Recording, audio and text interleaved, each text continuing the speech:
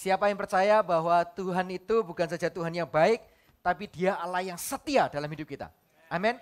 Kalau Tuhan setia itu artinya ketika saudara dan saya mulai tidak setia atau bahkan memutuskan tidak lagi setia, tapi Tuhan tetap setia dalam hidup kita. Artinya Tuhan tidak pernah menyerah untuk hidup saudara dan untuk hidup saya. Amin. Bapak Ibu Saudara, pagi hari ini saya beri judul khotbah saya adalah Never Give Up. Tidak akan pernah menyerah. Saudara, ada banyak orang ketika melewati masa pandemi usai, pasca ya pandemi, maka banyak orang punya beberapa pandangan dan pendapat. Ada sebagian orang yang berkata usai pandemi ini hidup semakin susah, semakin sulit. Sebagian orang berkata setelah masa pandemi, wah tentunya semakin menjanjikan Pak, gitu. Semakin luar biasa karena kita udah lewat masa pandemi. Ya, berbagai macam pendapat. Nah saudara, minggu lalu kita semua telah melewati sebuah musim di mana kita KKR untuk pertobatan jiwa-jiwa baru. Dan di sana disampaikan sebuah firman Tuhan yang menceritakan sebuah kisah yang tertulis di Alkitab mengenai perumpamaan anak yang hilang. Anak bungsu yang terhilang dari rumah bapak. Dan di akhir cerita kita semua tahu bahwa anak bungsu ini pulang kembali ke rumah bapak. Ya, didapatkan kembali oleh bapaknya. Nah pagi hari ini saya mau mengajak saudara semua sebagai orang-orang percaya yang katanya sebagai orang Kristen itu untuk melihat realita kehidupan yang sesungguhnya. Ya. Apakah ketika orang-orang ini tadi ketika hidupnya belum sungguh-sungguh percaya Yesus lalu kemudian menjadi sungguh-sungguh percaya Yesus, pertanyaannya apakah mereka akan langsung otomatis masuk dalam sebuah kehidupan di mana dikatakan orang yang percaya sama Tuhan itu hidupnya penuh dengan berkat Tuhan. Karena ada banyak orang merasa, oh aku kayaknya detik ini, saat ini, masa ini, momen ini aku kayaknya sudah waktunya perlu untuk percaya Yesus karena hidupku hancur kalau enggak. Oh sepertinya inilah saatnya aku harus bertobat kepada Tuhan supaya aku hidup dalam berkat Tuhan. Supaya aku enggak terus hidup dalam pergumulan hidup yang susah ini. Nah apakah demikian? Karena ada banyak orang yang bercerita, bersaksi, dan ngomong kepada kita semua, sejak aku terima Yesus, sejak aku percaya Yesus, ternyata hidupku tidak jauh lebih mudah dibanding ketika aku belum percaya Tuhan.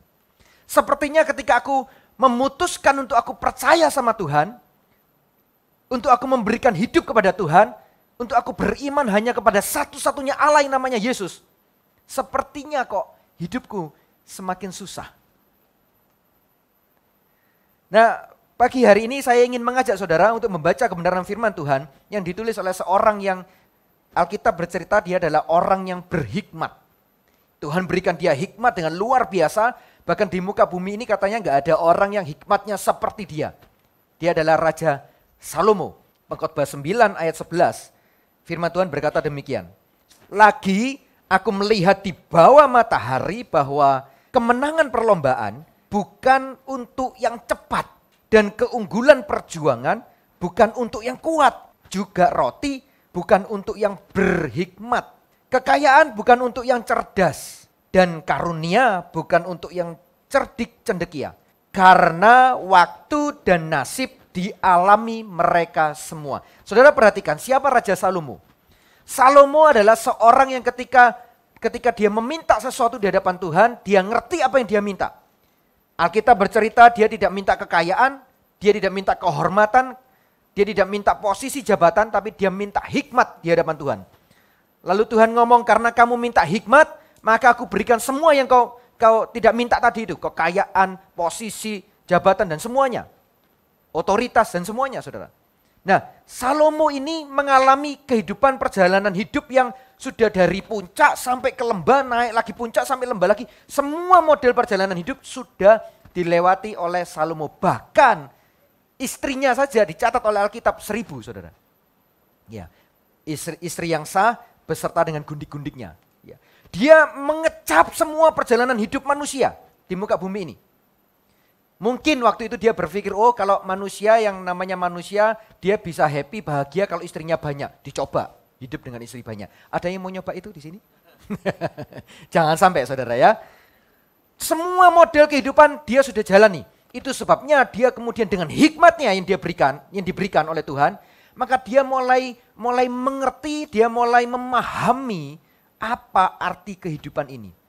Dan dia tidak saja memahami, tapi dia mencoba mulai menuliskan di dalam kitab-kitab yang hari ini kita kenal, Pengkhotbah, Amsal, ya kan?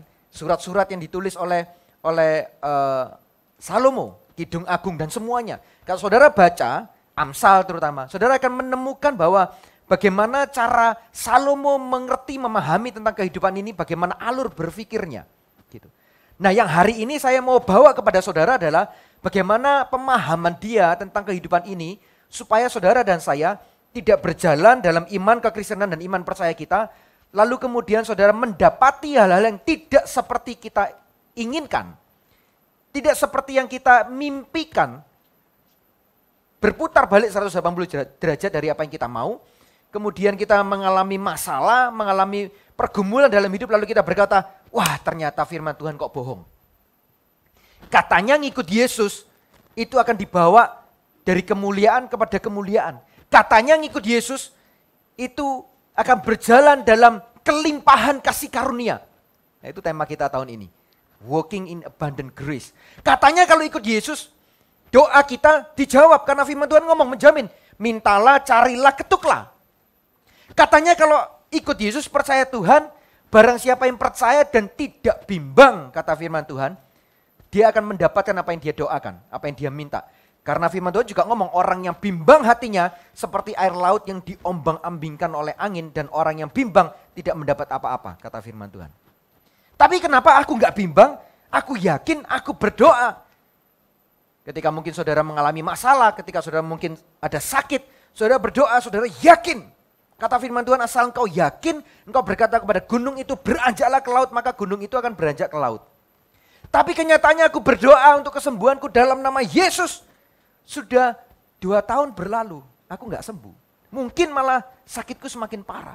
Ada banyak orang dalam kondisi sakit kritis berdoa, mohon pertolongan Tuhan, minta kesembuhan, ternyata malah semakin meninggal. Gitu, saudara. Nah, realita ini kita harus mengerti supaya saudara dan saya ketika berjalan dalam kehidupan ini kita tidak dininabobokkan dengan pengertian-pengertian yang di luar sana yang kita nggak tahu jelas dasarnya apa. Sebagian besar orang memang semua kutip dari firman Tuhan. Tapi pahamkah saudara dan saya apa yang dimaksud oleh firman Tuhan itu dan bagaimana kita membawa firman itu masuk kepada kehidupan kita sehari-hari, realita kita. Nah, saya rindu membacakan Pengkhotbah 9 ayat 11 ini dalam versi terjemahan bahasa Indonesia masa kini. Karena bahasa dan terjemahannya cukup jelas dan gamblang untuk saudara bisa memahami dan mengerti. Di dunia ini ada lagi yang kulihat.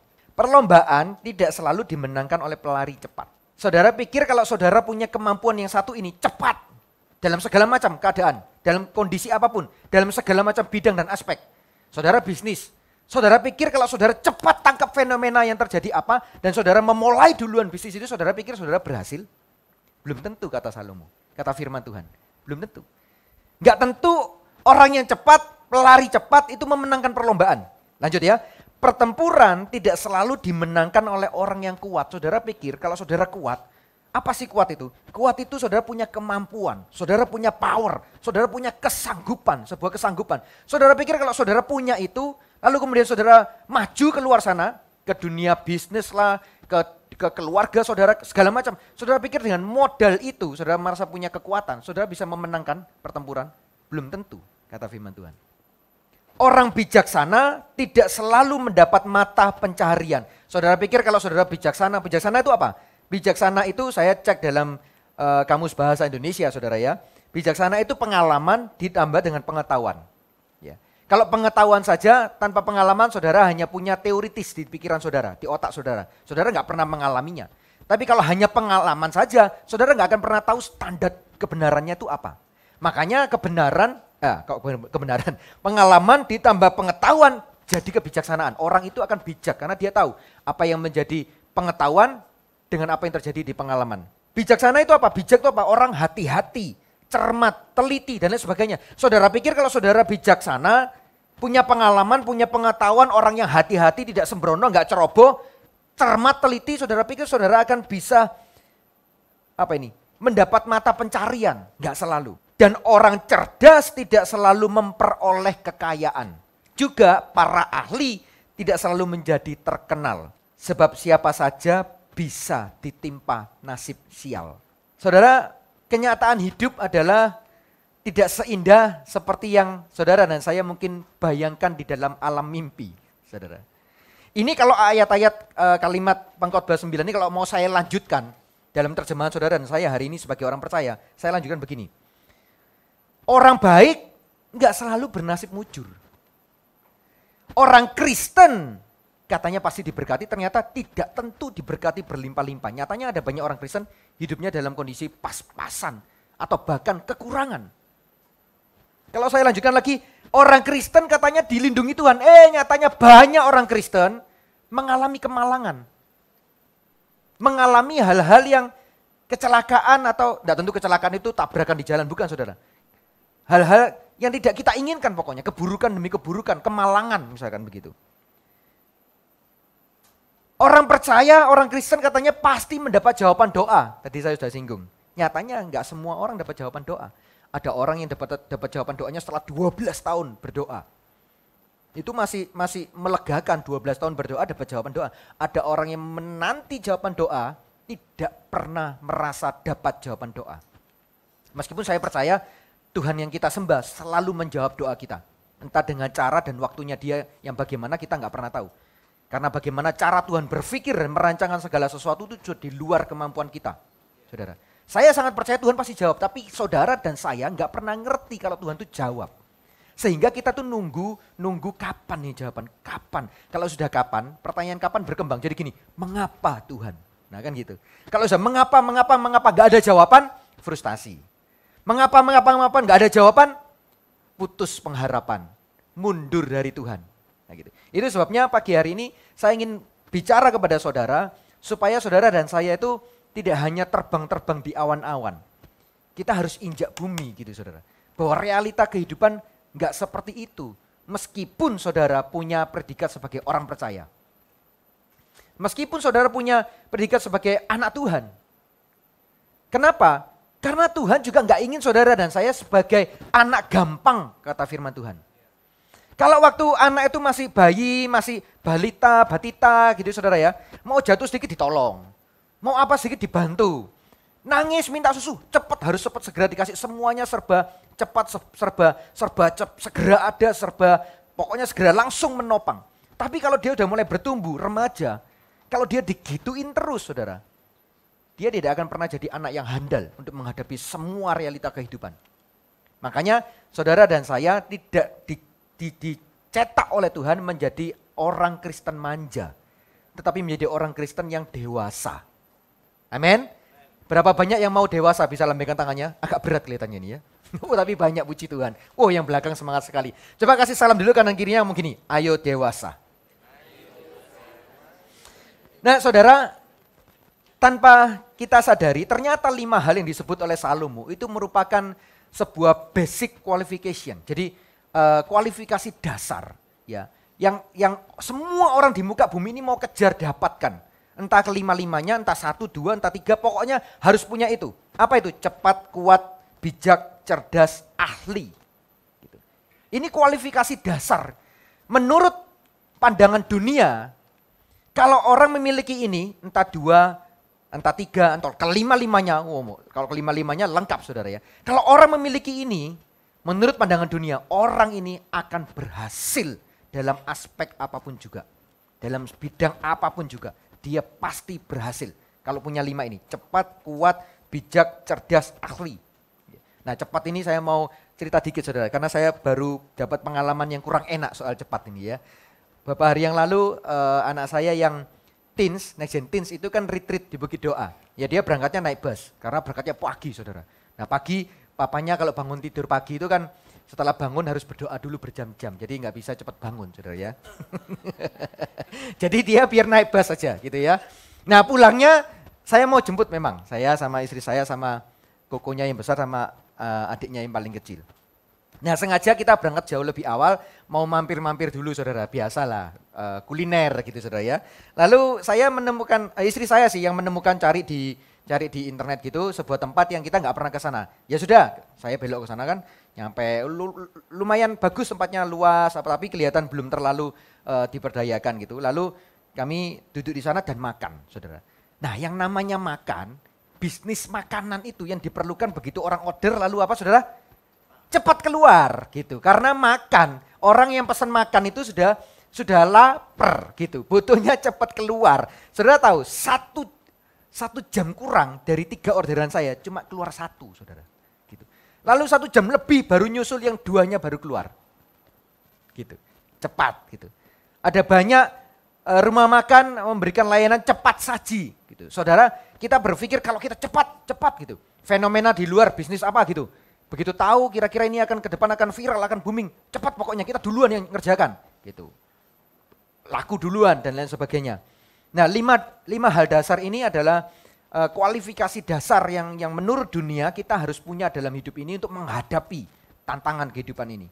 Tapi firman Tuhan berkata lain, enggak selalu yang cepat, yang kuat, yang bijak, yang cerdas, yang ahli, itu ternyata dia berhasil dalam kehidupannya.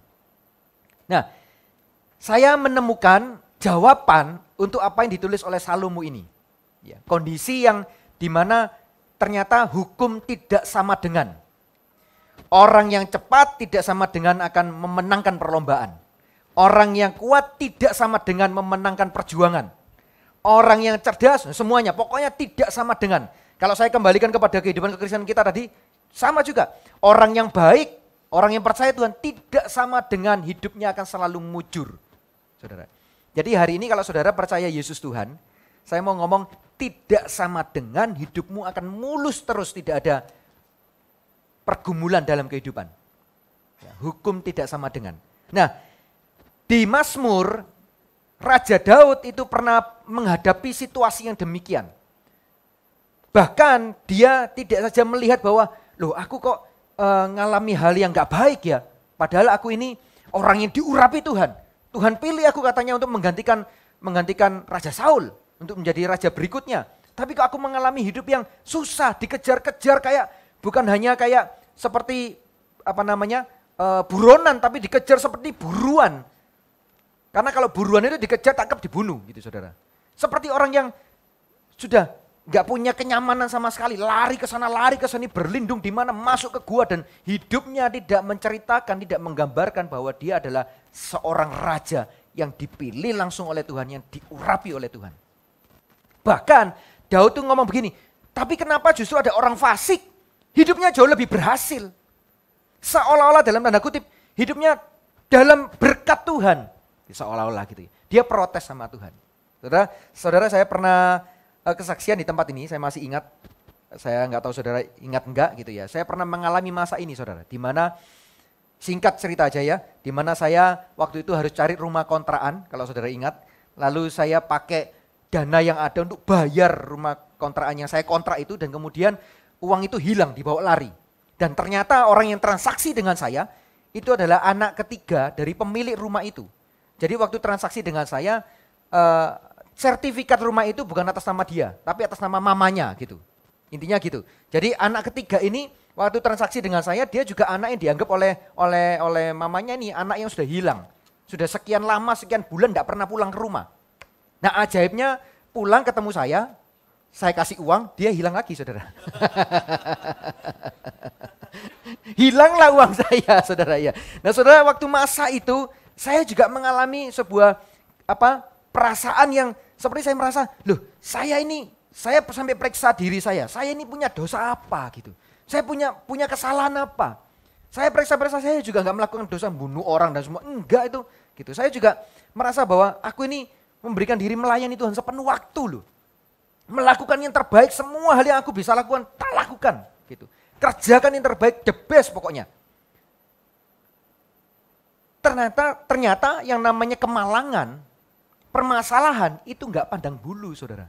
Enggak lihat orang ini full timer, enggak full timer, pekerja Tuhan atau bukan, pelayan Tuhan atau bukan, orang percaya atau bukan, anak Tuhan, orang Kristen atau bukan. Pokoknya kalau waktunya kena ya sudah kena. Itu makanya Khotbah tadi ngomong gini, kalau dalam terjemahan yang lama ya, karena waktu dan nasib dialami mereka semua.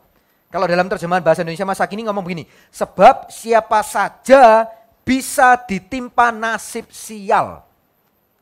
Saya nggak bahas tentang nasib. Ya, kalau punya kesempatan yang lain saya akan ngomong tentang nasib. Bagaimana kacamata orang percaya, orang Kristen memandang nasib. Saya nggak ngomong nasibnya, tapi begini artinya gini. Apapun kondisi status saudara. Kalau sudah waktunya permasalahan itu datang, nggak pakai permisi saudara. Nah itu loh. Kena siapapun aja. Nggak mau lihat dulu, oh ini orang yang disayang Tuhan, sudah mau nabrak itu belok dulu gitu. Nggak tentu. Ada kalanya dilakukan, ada kalanya Tuhan izinkan seperti itu, harusnya kita tertimpa oleh kemalangan besar, ya. Tapi Tuhan belokkan, Tuhan luputkan. Banyak firman Tuhan yang ngomong begitu, ya. Kemalangan orang benar itu banyak, gitu ya. Tetapi Tuhan meluputkan. Nah, tapi bagaimana dengan orang-orang yang ternyata nggak diluputkan oleh Tuhan? Mari kita lihat jawabannya di dalam Mazmur 37 ayat 3-4. Setelah dia melihat semua hal yang dia terima dan dia merasa itu tidak seperti apa yang dia inginkan. Bahkan dia melihat ada banyak orang fasik hidupnya lebih enak, lebih nyaman, mereka gemuk-gemuk katanya gitu. Percayalah kepada Tuhan dan lakukanlah yang baik. Diamlah di negeri dan berlakulah setia. Dan bergembiralah karena Tuhan, maka ia akan memberikan kepadamu apa yang diinginkan hatimu. Dua ayat ini, ayat 3 dan 4 ini ditulis oleh Daud bukan dalam kondisi yang baik-baik. Kondisinya persis seperti apa yang saya jelaskan kepada saudara semua dari awal tadi sampai sekarang ini. Itu yang dia alami, itu yang dia kecap. Dia tidak merasa sebagai seorang yang dipilih Allah menjadi raja, orang yang diurapi Tuhan, tidak merasa bahwa dia berjalan dalam kenyamanan dan fasilitas layaknya seorang raja. Enggak. Justru kebalikan. Dia mengalami semua hal yang paling gak enak, seolah-olah dia itu penjahat, saudara. Dikejar oleh Saul mau dibunuh. Nggak cocok loh, gambaran raja sama dirinya dia, Daud, nggak cocok. Nah, tapi kenapa ayat ini bisa muncul seperti ini, luar biasa. Saya pikir bukan oleh karena berdasarkan hikmat dia, tapi berdasar pengenalannya dia yang dalam kepada Tuhannya. Maka dia mengerti tentang kehidupan ini. Lalu dia ngomong gini, percayalah kepada Tuhan dan lakukanlah yang baik. Setidaknya dari ayat 3 dan 4 ini kita pagi hari ini akan belajar tentang 3 hal, saudara ya. Yang pertama kita akan belajar apa itu percaya. Saudara, ada banyak orang mengaku percaya ketika di dalam momen tertentu, kondisi tertentu yang mendukung dia untuk dia bisa dengan mudah ngomong aku percaya Tuhan. Langsung dia ngomong aku percaya kepada Tuhan. Tetapi perkataan itu, pernyataan percaya itu baru bisa dibuktikan kalau saudara dan saya berada di dalam kondisi yang tidak mendukung saudara dan saya untuk ngomong aku percaya sama Tuhan. Beberapa hari yang lalu saya melayani di sebuah persekutuan doa dari sebuah kantor. Setelah saya melayani lalu kemudian ada seorang ibu datang ke saya minta didoakan karena dia ngomong dia mengalami sakit tukak lambung sama klep lambungnya lemah katanya gitu ya. Jadi dia sudah endoskopi dan itu sangat mengganggu dia. Dia awalnya minta didoakan untuk sakitnya dia. Waktu saya doakan, saudara perlu tahu bahwa orang ini bukan orang Kristen ya. Waktu saya doakan di luar pemahaman saya, di luar ekspektasi saya, dia rebah gitu. Dan tidak ada yang nolong karena setelah kan persekutuan doa kantor saudara, dia setelah selesai amin semua bubar bersih saudara, nggak ada orang. Jadi saya yang tarik-tarian sama dia jangan sampai jatuh tergeletak di lantai, kepalanya kebentur dan sebagainya. Nanti ada kenapa-kenapa pikirnya, wah itu tadi habis ketemu sama pendeta Erik dianiaya kayaknya. sini benjol gitu saudara ya. Nah singkat cerita setelah saya layani, dia mulai cerita. Dia ngomong ternyata dia itu memang bukan orang Kristen, tapi dia mengikuti semua khotbah-khotbah dari pendeta-pendeta dan dia suka gitu. Karena dia rasa semua yang diajarkan, yang disampaikan oleh pendeta-pendeta ini dia rasa ada sesuatu yang beda gitu dibanding kepercayaan yang dia jalani. Nah, diam-diam dia ikuti, tapi dia mengaku percaya sama Tuhan. Ya, dia mengaku percaya, tapi oleh karena dia mengalami sebuah pergumulan dan tantangan hidup yang hebat, yang berat. Ya, dia cerita sama saya juga tahu, wah berat ini memang. Kondisi yang dia alami berat. Berat, dia ngomong gini, saya itu sebenarnya sudah memutuskan Pak, gak mau lagi percaya sama Tuhannya orang Kristen namanya Yesus. Sudah gak mau percaya. Nyatanya saya loh ngalami permasalahan yang sukar dan sulit yang saya gak tahu saya bisa lewat atau enggak. Nah hari ini kok ternyata dalam persekutuan doa ini firman-Nya langsung bicara kepada saya, dia ngomong gitu. Nah singkat cerita dan sebagainya. Saudara, seringkali kita mudah ngomong percaya di dalam situasi kondisi yang mendukung kita untuk gampang ngomong percaya. Contoh, ibadah, KKR, firman Tuhan disampaikan, lalu altar call. Saudara yang mau maju, majulah ke depan. Lalu saudara maju, dijamah Tuhan, didoakan, tumpang tangan. Lalu dalam hati ngomong, aku percaya Engkau Tuhan, aku percaya Engkau Tuhan, percaya Engkau Tuhan. Itu kan di gereja. Dan dalam kondisi saudara altar call. Pertanyaannya, keluar dari ruang ibadah, saudara keluar sana, keluar dari gereja, saudara ketemu langsung dalam kehidupan realita yang sesungguhnya. Apakah komitmen saudara, iman saudara seperti di dalam ruang ibadah tadi yang berkata, aku percaya sama Engkau Tuhan, yakin, pokoknya Tuhan pasti bela aku, Tuhan tolong aku. Apakah sama seperti itu? Apakah ketika saudara ketemu dengan realita di luar, ternyata apa yang saudara deklarasikan di dalam ruang ibadah tadi itu sudah mulai bergeser. Iya, ternyata kalau di dalam dunia bisnis, di dalam dunia pekerjaan, nah gitu kan, ternyata nggak semudah itu ya Pak. Ternyata harus ada hal-hal sedikit-sedikit yang harus disesuaikan dan lain sebagainya. Termasuk iman kita, kadang-kadang kalau ditanya, tapi orang kayak gini nih kalau ditanya, apa percaya Tuhan? Percaya ngomongnya, masih percaya. Tidak ada yang bisa membuktikan selain waktu dan permasalahan hidup yang saudara alami untuk membuktikan bahwa benarkah saudara percaya. Ketika tidak ada situasi dan kondisi yang mendukung saudara untuk ngomong aku tetap percaya kepada Engkau, apakah saudara masih ngomong sama Tuhan, aku percaya sama Engkau Tuhan. Apapun yang aku alami, perjalanan yang sulit sekalipun yang aku alami, firman Tuhan kan ngomong gini, jalan dalam lembah kekelaman sekalipun, aku tidak takut bahaya, sebab Engkau menyertai aku. Nah ayat itu kita kenal, kita tahu. Tapi apakah benar kita itu hidup berjalan sehari-hari dengan ayat itu? Dengan kebenaran firman Tuhan itu? Ataukah ketika kita berjalan, jangankan lembah kelam, jalannya sedikit mulai becek aja saudara, lumpur aja saudara, berkerikil aja, saudara mulai ngomel-ngomel, saudara mulai, wah gimana ini Tuhan? Sudah gak nututi loh waktunya Tuhan, gak bisa, aku butuh jawaban doanya ini sekarang, telat sudah, telat. Gitu. Kemarin saya ketemu dengan Sabtu pagi saya pelayanan di Adijasa, lalu ketemu dengan salah seorang full timer satu kantor, lalu dia cerita tentang volunteer lain. Dia ngomong gini, orang itu punya permasalahan pergumulan dalam hidupnya untuk cari rumah karena kontraknya habis, tapi nggak punya uang. Gitu. Terus saya tanya, loh deadline-nya kapan harus keluar dari rumah yang lama? Hari ini terakhir. Loh terus rumah penggantinya sudah dapat? Nggak dapat gitu. Dananya ya nggak ada juga. Wah, saudara, gimana itu? Saya juga nggak tahu endingnya gimana karena baru kemarin Sabtu saya dengar. Di situasi yang seperti itu, saudara belum punya rumah pengganti, hari itu adalah hari terakhir harus keluar dari rumah yang saudara tinggali hari itu, dan saudara nggak ada uang. Apakah saudara bisa ngangkat tangan sampai ngomong gini, Tuhan aku tetap percaya kepada Engkau. Lewat lembah kekelaman, aku tidak takut bahaya, sebab Engkau beserta. Asal bukan oleh karena kesalahan kita loh ya saudara. Saudara dan saya harus tanggung jawab dalam hidup ini. Saudara harus tahu bahwa semua harus kita lakukan yang terbaik. Bukan oleh karena kita lalai, malas, gak kerja, apa segala macam, itu lain cerita. Lain cerita. Saya sedang ngomong orang yang harusnya kondisinya dalam hidup sungguh-sungguh percaya Tuhan. Yang ini tadi kan punya kualifikasi dasar tetapi hidup dalam kemalangan. Amsal 3 ayat 5 berkata begini, percayalah kepada Tuhan dengan segenap hatimu dan janganlah bersandar kepada pengertianmu sendiri. Seringkali kalau kita sudah mulai berjalan ketemu dengan semua realita di luar, kita tuh lupa tidak bawa firman untuk ketemu dengan semua itu, tapi kita bawa kemampuan kita. Kita pikir kita harus cepat, kita harus kuat, kita harus bijak, kita harus cerdas, kita harus ahli dalam bidang yang kita jalani. Iya betul, saya nggak menolak itu, saya setuju dengan itu semua. Tapi pertanyaannya apakah kelima hal dasar ini yang kita majukan yang pertama ketika kita bertemu dengan realita kehidupan, atau firman Tuhan di depan, baru 5 kualifikasi dasar. Itu pilihan saudara dan pilihan saya.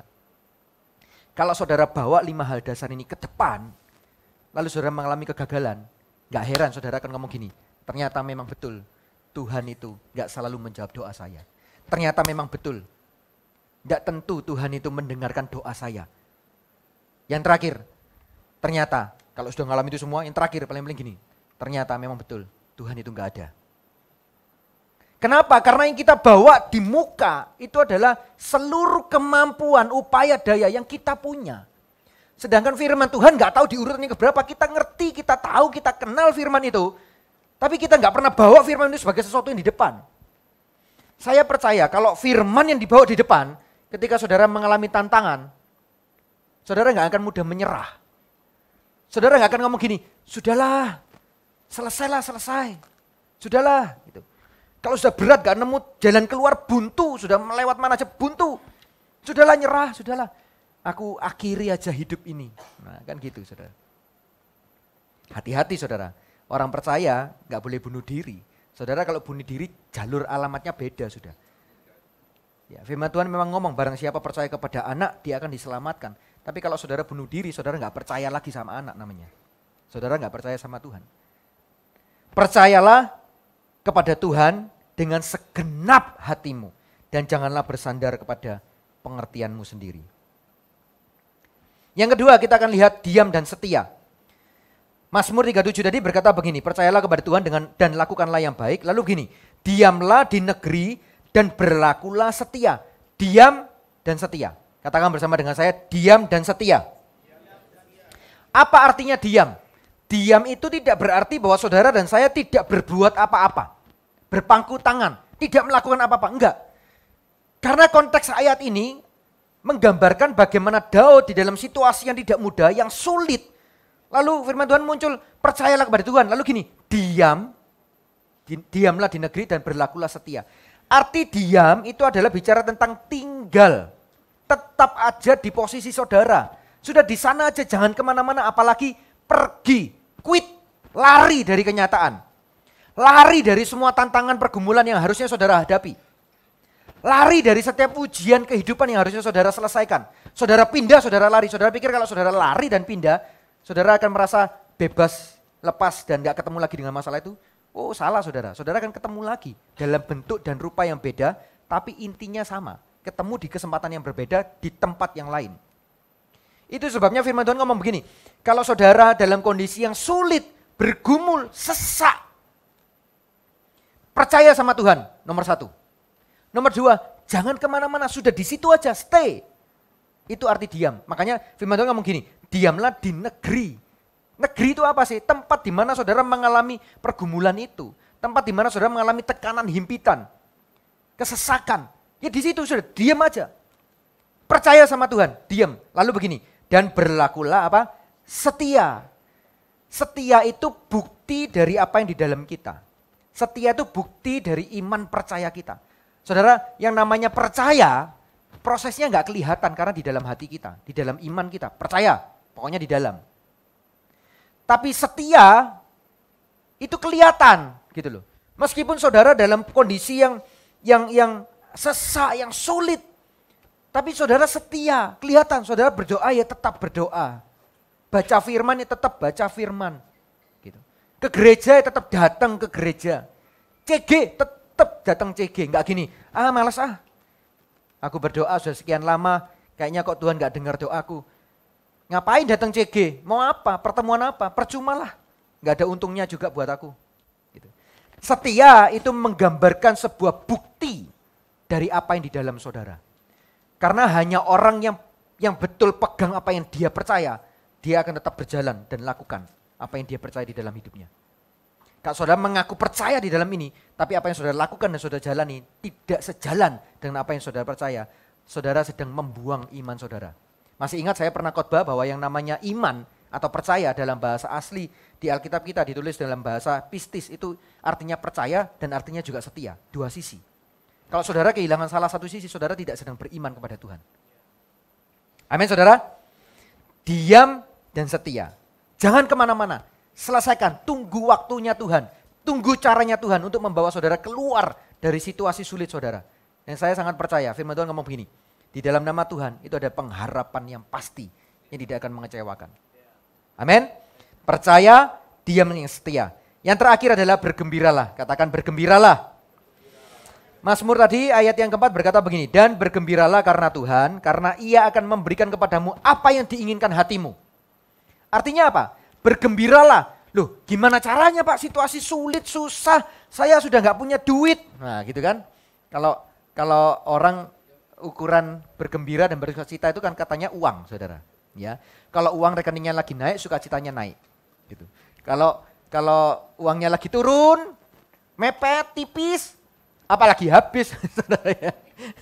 Ya sukacitanya ya sudah kayak layangan putus, weng, plek gitu. Nah, saya pernah ngomong, iman yang seperti ini namanya iman roller coaster, saudara ya. Ikut naik, turun, naik, turun. Saudara, Tuhan pingin saudara dan saya nggak memiliki iman roller coaster, saudara. Iman kepada Tuhan itu sekali percaya, yakin. Makanya firman Tuhan ngomong gini, jangan bimbang. Nah, orang yang bisa memperlihatkan bagaimana situasi hatinya, bagaimana situasi imannya ketika dia mengalami masa yang sesak, adalah ketika kita bisa lihat orang itu bisa bergembira. Artinya apa? Dia tetap bisa mengucap syukur dalam segala keadaannya. Itu artinya dia sudah pasrahkan semuanya dalam tangan Tuhan. Seringkali kan kita ngomong gini, Tuhan aku serahkan permasalahanku, pergumulanku dalam tanganmu. Tapi saudara percaya nggak percaya, seringkali waktu kita jalan dalam hidup ini, ternyata kita tuh masih pegang erat permasalahan itu. Saudara kalau percayakan sama Tuhan, namanya percayakan, serahkan. Ya serahkan, harusnya nggak ada di tangan kita. Makanya orang yang situasi iman dan hatinya seperti ini mudah sekali mengucap syukur dalam segala keadaan. Dan saudara, saya perlu ingatkan saudara bahwa bersyukur itu ada kuasa di dalamnya. Bersyukurlah sebab ada kuasa di dalam ucapan syukur. Kenapa kok kuasa Tuhan itu mengalir dari ucapan syukur? Karena Tuhan tuh lihat orang ini ngalami masalah yang gak mudah, yang susah, yang sulit, yang sesak. Tapi dia ngomong mau percaya kepadaku. Dan dia buktikan dengan cara dia tidak hidup di dalam situasinya yang menghimpit, yang mengendalikan hatinya. Situasi yang mengendalikan hidupnya enggak. Tapi dia mengucap syukur, dia bisa angkat tangan dan dia bisa sewaktu-waktu dia bisa berkata, engkau baik Tuhan. Lewat semua yang ku alami engkau baik, engkau setia. Melihat itu, saya sangat yakin kuasa Tuhan bergerak kepada orang itu. Karena dia serahkan semuanya ke dalam tangan Tuhan. Amin saudara. Saya akan tutup dengan sebuah cerita begini. Suatu kali ada sebuah perusahaan besar buka sebuah rekrutmen untuk sebuah posisi yang cukup tinggi dalam perusahaan itu, yaitu General Manager, ya GM dari perusahaan itu. Tapi komisaris dari PT ini nggak mau sembarangan terima orang. Ya tentu karena posisi yang cukup tinggi dan memiliki pengaruh yang besar, bahkan akan mengarahkan bagaimana jalannya perusahaan. Maka dia seperti biasa dia buka lowongan pekerjaan, tapi dia punya beberapa syarat gitu yang harus dipenuhi ketika dia mau terima seorang GM. Ya setelah dia lakukan buka lowongan, dapat orang difilter dan lain sebagainya, akhirnya tinggal 3 orang, saudara ya. Nah, yang 3 orang ini dia beri persyaratan begini. Ketemu sama beberapa perwakilan komisarisnya, lalu ngomong begini, oke, tinggal 3 orang, Bapak ABC ini. Nah sekarang untuk bisa saudara diterima di perusahaan ini ada 3 tantangan. Ada 1 tantangan, bukan 3 tantangan. 1 tantangan, tantangannya begini. Saya kasih saudara sisir, ya. Nah saudara harus jual sisir ini sebanyak mungkin di kalangan lingkungan biara Shaolin. Gitu saudara ya. Jual sisir sebanyak mungkin, orang yang paling banyak jual itu yang saya terima. Gitu. Kerja di perusahaan ini sebagai GM. Orang yang pertama kan 3 orang saudara. Orang pertama terima sisir 1 pak isinya ratus saudara ya. Dep, langsung dia mikir, enggak masuk akal. Kalau memang enggak mau nerima saya sudah ngomong aja dari awal pak. Enggak usah bulet-bulet repot-repot kayak gini. Saya di tes ini, tes itu, tes ini, tes psikolog, tes macam-macam. Ternyata terakhir suruh jual sisir di orang yang enggak mungkin sisiran. BTW saya masih sisiran saudara ya. Saya tahu ketawanya beberapa orang termasuk gembala saya ini agak itu ya. Nah, dia langsung ngomong gini, percuma. Saya kalau lagi di atas panggung saya sensitif saudara, sensitif dengan Roh Kudus saudara ya. Nah, orang ini belum jalan apa-apa, cuma terima sisirnya langsung ngomong gini, wah kalau Bapak memang dari awal gak mau terima saya, ngomong aja Pak dari awal, gak usah kayak gini. Saya lewati ke pertemuan interview berapa kali gitu. Marah dia. Ini gak masuk akal, sudah pulang dia. Taruh sisirnya kembaliin, pulang. Orang kedua berpikir sejenak lalu gini dia ngomong, oke Pak saya coba. Dia keluar ruangan ya, lalu menuju kepada area biara Shaolin gitu saudara. Orang yang ketiga dia diam termenung lebih lama dari orang kedua, lalu dia ngomong gini, Oke Pak, saya akan lakukan perintah Bapak. Dia keluar, dia juga menuju ke lingkungan biara Shaolin. Saudara tahu apa yang dibuat oleh orang kedua? Orang yang kedua karena berpikir gak mungkin jualan sisir kepada orang yang gak butuh sisiran, ya. Lalu dia datang ke lingkungan biara Shaolin. Setiap pengunjung orang-orang yang datang ke kuil itu mau berdoa atau lihat sesuatu atau entah berwisata atau apa segala macam, dia tawari untuk sisir itu. Gitu. Dia tawar, dia jual. Akhirnya terjual 10 sisir, saudara. Wah, dia senang. Dia berpikir, wah ini pasti aku menang ini. Orang yang ketiga tadi mau jual ke siapa? Gak bisa. Aku yang punya ide. Aku yang paling cepat duluan. Karena dia lambat tadi keluar dari ruangan. Aku duluan. Saya perhatikan ya. Cepat dan itu semua kualifikasi dasarnya dia harus merasa dia harus punya gitu. Entah berapa, entah 5 semuanya. Lalu dia bawa 10 hasil uang jualan 10 sisir itu dia cepat-cepat buru-buru dia lari ke kantor dalamnya tuh, ke kantornya yang tadi dia ketemu sama komisaris itu lalu dia segera menyampaikan bahwa aku berhasil jual 10 gitu. Nah, saudara tahu apa yang dibuat oleh orang yang ketiga? Orang yang ketiga datang lalu dia tidak berusaha jual kepada pengunjung biara itu. Tapi dia minta izin ketemu dengan kepala biaranya. Gitu. Saudara pikir kepala biara berambut? Enggak tentu, saudara. Lalu singkat cerita melewati berbagai segala macam ini, lalu dia diizinkan ketemu. Gitu ya, ketemu, wah ya memang gak butuh sisir juga gitu ya. Nah apa yang dia lakukan? Dia ngomong gini, Pak saya punya ide supaya biara ini lebih dikenal oleh orang. Kenapa enggak setiap pengunjung yang datang dikasih souvenir? Sisir. Nanti souvenir itu Bapak sebagai kepala biara tanda tangan di sana Pak. Jadi orang-orang pengunjung yang datang itu selain dia dapat souvenir dia lihat tanda tangan Bapak dia bangga. Dia pernah datang ke biara Shaolin ini. Nah setujulah kepala biara itu lalu langsung diborong 300 sisir. Nah orang ini bawa hasil penjualannya lalu dia kembali ke komisaris itu. Si orang yang kedua kan sudah lapor duluan, saya gini. Dan ditanyain kamu gimana caranya? Saya jual kepada pengunjung yang datang bla bla bla. Dia merasa puas dan bangga dengan semua yang dia lakukan. Lalu orang yang ketiga ini dia datang dengan santai, dia bawa sisa box sisirnya yang dia masih bawa karena nggak habis, tapi 300 sudah terjual. Lalu dia bawa uang hasil jualannya, dia langsung tanpa ngomong banyak dan panjang lebar, dia ngomong sama pemimpinnya, Pak, ini hasil penjualan saya. Lalu terdiamlah orang yang kedua itu dan kemudian dia merasa kok bisa? Jangan-jangan curang, lalu ditanya lah, gimana caranya? Lalu dia mulai cerita. Nah saudara tahukah saudara, setiap saudara dan saya itu berjumpa dengan tantangan kehidupan yang sepertinya seolah-olah beda-beda ya. Saya punya tantangan dan pergumulan saya sendiri, saudara juga punya dan semua yang lain-lain juga punya. Tapi kalau saudara mau tarik akarnya, mirip kok sebenarnya, gak beda. Tantangannya adalah bagaimana saudara dan saya diminta untuk membuktikan iman saudara. Diminta untuk membuktikan kepercayaan saudara sama Tuhan. Apakah kalau mengalami situasi seperti ini masih percaya enggak sama Tuhan? Kembali ke kesaksian saya tadi yang awal tadi, waktu saya mengalami kehilangan uang saya itu, saya naik sepeda motor saudara, dari lokasi rumah yang saya kontrak itu, lalu saya mau perjalanan pulang gitu ya. Lalu saya berhenti di pinggir jalan. Saudara kalau tahu saya itu berhenti di depannya PDAM, kantor PDAM yang besar dulu saudara, yang di dekatnya jalan yang itu ya. Nah saya berhenti di sana, lalu kemudian saya merenungkan saudara tentang kehidupan ini. Ya, saya merasa begini, kok apa soro aku ini ya? Gitu. Kok bisa aku ngalami kayak gini ya? Dan saya sudah nggak punya uang lagi loh saudara. Ya ada sedikit, pokoknya nggak mampu untuk cari kontrakan lain dan bayar nggak bisa. Gitu. Lalu saudara tahu ada orang itu kan masih agak pagi, karena saya memang pagi ke rumah itu mau lihat-lihat isinya, lalu ternyata ketemu keluarganya yang lain, lalu dia ngomong nggak dikontrakan, lalu jeder gitu kan saudara. Terus saya pulang itu.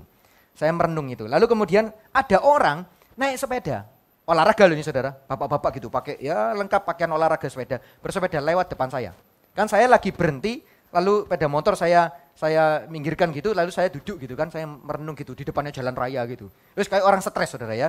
Nah, memang stres bukan kaya. Lalu orang itu kan lewat santai gitu, seret sepedaan. Saya tuh mikir gini, langsung muncul perkataan dalam hati. Kenapa saya bahkan lebih sial dari bapak yang lewat naik sepeda ini? Gitu. Sampai perasaan saya itu begitu. Kenapa kok dari semua orang yang jumlahnya banyak di muka bumi ini, kok saya yang ngalami kayak gini? Oh saya enggak punya salah apa? Saya juga enggak melakukan dosa apa, saudara? Gitu. Nah, saudara, yang sedang saya alami, kalau saya tarik ke akarnya, cuman ngomong gini loh. Ketika kamu merasa bahwa ketika kamu cari rumah kontrakan dan yang kamu butuhkan adalah dana untuk bayar itu, Artinya uang itu satu-satunya penolongmu untuk kamu bisa cari rumah kontrakan. Ketika kalau itu dihilangkan semua oleh Tuhan, kamu masih percaya sama Tuhan enggak? Akarnya itu cuma itu, saudara. Saudara bisa mengalami berbagai macam bentuk pergumulan dan tantangan hidup saudara. Ada yang bentuknya mungkin tentang kesehatan dan macam-macam saudara. Hubungan mungkin saudara sedang bertengkar dengan siapa hebat dan macam-macam pekerjaan mungkin. Akarnya cuma satu. Masihkah saudara percaya kepada Tuhan? Akarnya cuma satu. Kisah 3 orang tadi itu yang dihadapi cuma satu. Jual sisir di kalangan biara Shaolin. Cuma satu. Semua ketiga-tiganya menghadapi persyaratan yang sama. Betul kan? Sama. Tapi kenapa 3 orang itu punya responnya beda? Yang pertama, jangankan mencoba. Terima sisirnya aja langsung dia buang. Dia ngomong, Bapak kalau memang mau tolak saya dari awal, tolak aja Pak. Dia sudah langsung menyerah. Saudara ketemu dengan tantangan kehidupan. Pilihan di tangan saudara. Saudara mau langsung nyerah. Saudara merasa, tidak mungkin ini. Tidak masuk akal. Tidak mungkin. Saudara terima berita misalkan. Check up saudara. Tiba-tiba apa yang gak baik. Saudara merasa, waduh gak bisa ini. Atau tiba-tiba ada orang yang divonis kanker. Dan lain sebagainya. Saudara, waduh gak bisa ini. Sudah di luar. Gak masuk akal. Sudah mustahil bahkan. Langsung menyerah. Atau saudara memilih untuk coba sedikit berdiam diri, pikirkan apa yang saudara bisa lakukan. Gitu.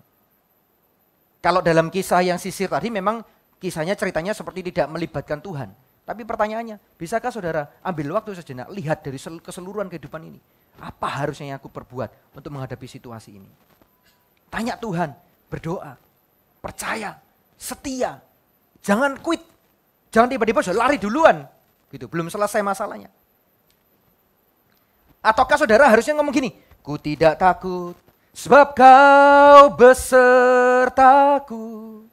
Ku tidak bimbang sebab engkau Allahku. Masih bisa nyanyi itu enggak? Engkau meneguhkanku, bahkan menolongku. Kau batu karangku, Yesus Tuhan. Masih bisa nyanyi itu enggak? Atau seperti yang saya lakukan tadi, ternyata saya orang yang paling malang, bahkan lebih malang dari Bapak yang lewat sepedaan tadi. Masih bisa enggak ngomong di hadapan Tuhan begini, tak ada yang mustahil bagimu, segenap harapanku. Kita berharap loh, melewati semua tantangan kesulitan yang kita lewati. Tapi harapan itu saudara mau pegang di tangan saudara atau saudara taruh di dalam tangan Tuhan. Segenap harapanku ku letakkan di bawah kakimu, oh Yesusku. Apa? Ku percaya kau sanggup melakukan perkara yang besar. Mujizatmu terjadi. Untuk mempercayakan kepada Tuhan, untuk sampai menunggu mujizatnya terjadi, butuh iman yang terus percaya, yang tidak mudah diombang-ambingkan. Butuh kesetiaan yang terus setia, sampai pada waktunya saudara mendapat mujizat itu. Butuh apa? Dalam berjalan percaya dan berjalan setia ini, butuh untuk terus berjalan sambil aku bersyukur karena aku punya Tuhan. Masalahku besar, tapi aku tidak sendiri, aku sedang berjalan sama Allah yang besar.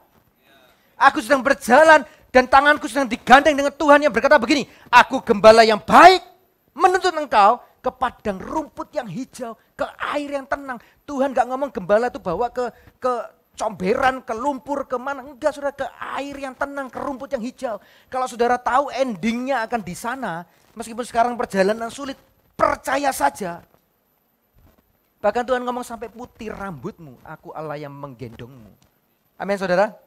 Berapa banyak saudara yang pagi hari ini mau berkata, Tuhan aku mau tetap percaya kepada Engkau. Aku mau setia. Dan melewati semua kesulitan hidup, aku mau tetap bersyukur di hadapan-Mu. Amin.